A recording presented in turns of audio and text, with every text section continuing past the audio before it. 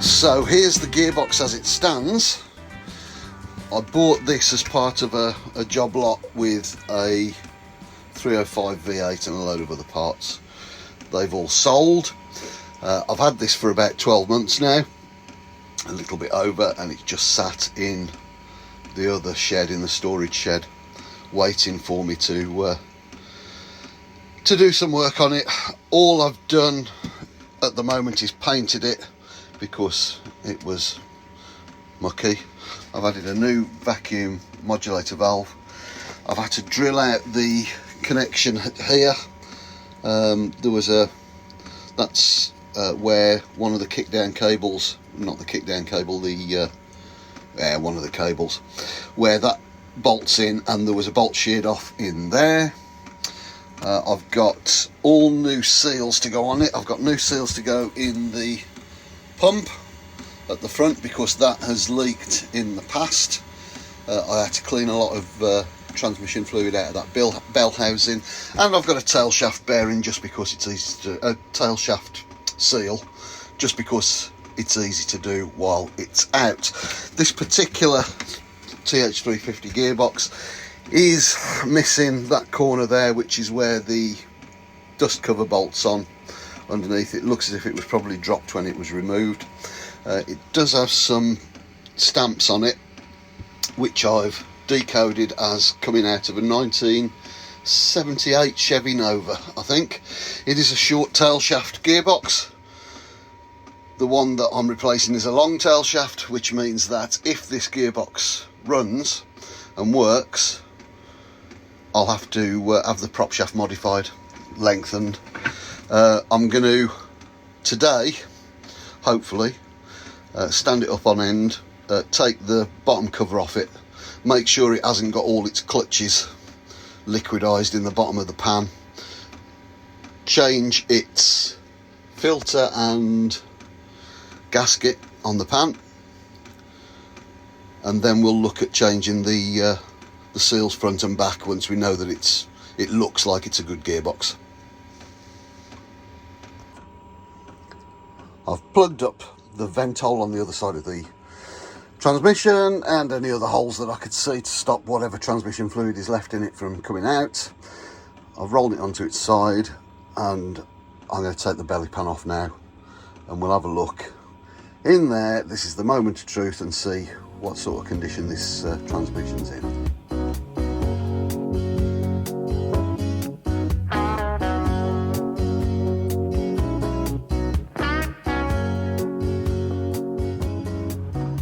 Okay, so all the bolts are out. I have actually drained as much as I can fluid wise out of this, but I do expect there to be a little bit in it. So we'll just start to open it up.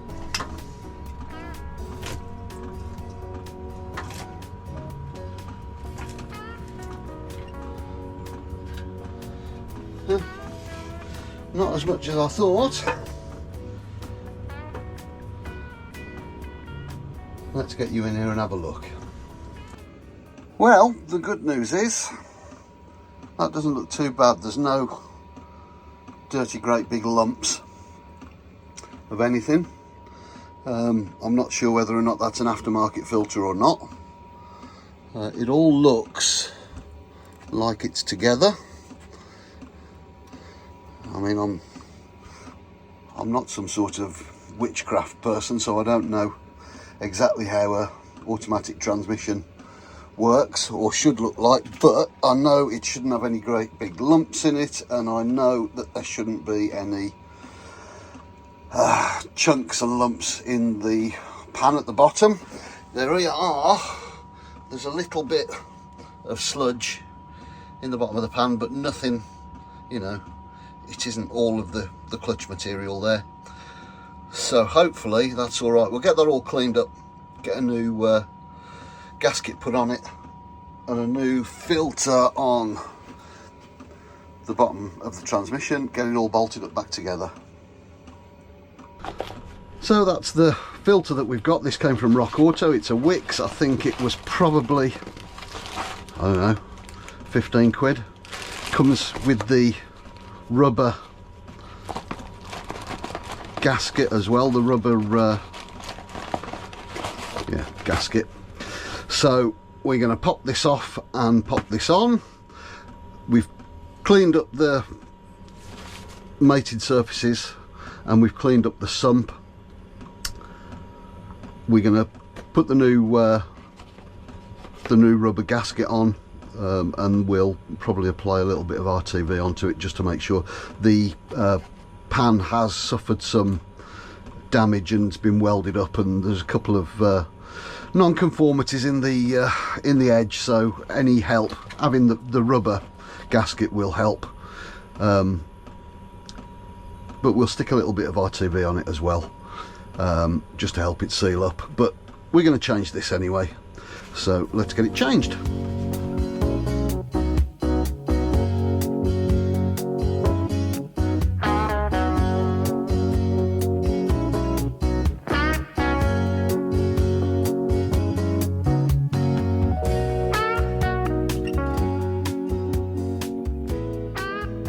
New filtering,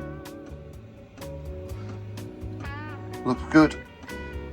Mated surfaces are all cleaned, so we'll put the cleaned up pan back on. Here's our pan. You can see it's had a bit of damage in that corner, had a bit of a weld repair done.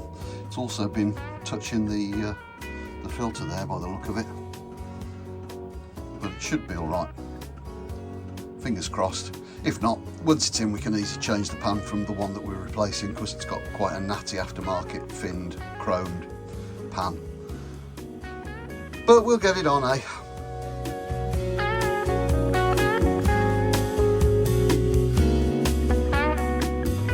The good thing about these rubber gaskets is that you can put the bolts through and the rubber gasket holds it into place.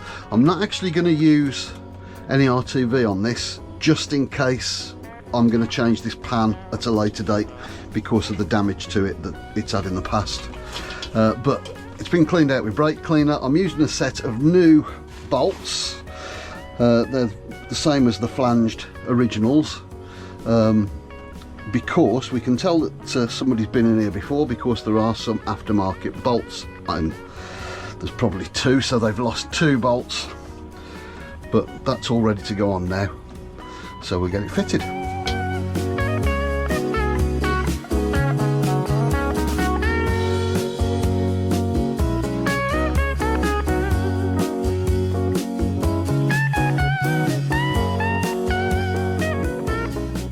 And that's the pan all bolted back up. So we'll flip the transmission back onto the pan so it's the right way up, and we will put new oil seals on it. That's the pump oil seal on the front on the bell housing. This is the one that's been leaking. I do have a replacement which came from Rock Auto, or it might not have done actually, that might have come from American eBay by Stackery. Wasn't very expensive. I think it was something like $10 for that front seal and the rear output seal as well. So it fits there, so we need to pop that old seal off. We can do that by prising gently around the outside with a flathead screwdriver, which we've got there, or we can use a seal puller. I'm lucky I've got a seal puller, so we'll get that pulled. And that was in there well. That had been in there a while, so that's out. We've cleaned the race where the seal goes. Little bit of carb cleaner on a piece of shop roll. Let's clean that out nicely. Now we're going to fit the new one. We're going to pop a little bit of ATF on it to make sure it slides in nicely. Pop it on and then just tap it in using a block of wood and a soft-faced hammer, so that it goes in nice and flat and straight.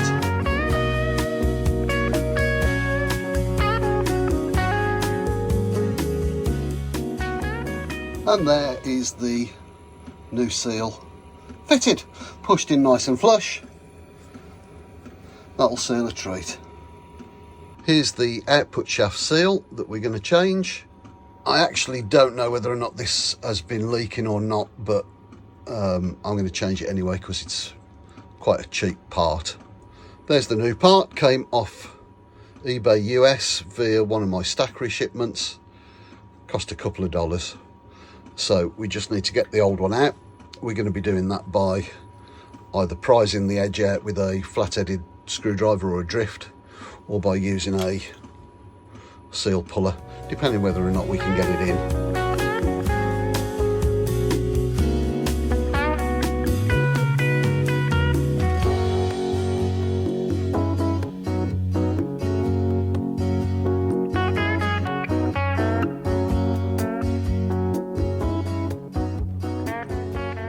And there it was out, it fell on the floor. Just needed a little bit of gentle persuasion with the using a flat-headed screwdriver as a drift. We've cleaned the run out now where the new bearing, where the new seal's going to sit.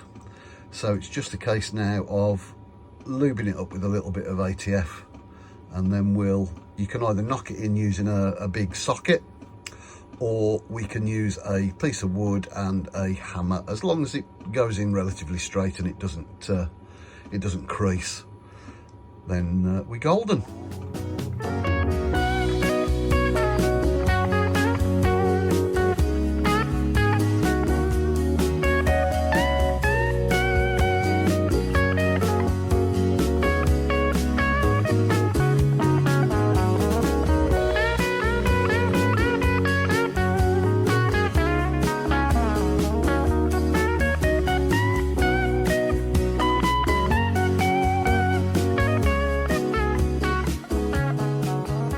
And there's the new seal in. It's all snug, same distance in all around, so that will make sure that we don't have any leaking of transmission fluid when this transmission goes back in the truck. So there we go, that's all rebuilt, as far as I'm going to rebuild it anyway. New filter, pan's back on, it's got that new vacuum modulator there and new seals front and rear. It's just a case of popping it back in the truck, or in the truck. This one's never been in my truck before, and fingers crossed we'll have a running and driving truck for the first time in a couple of years. So there we go, but that's this stage done and dusted.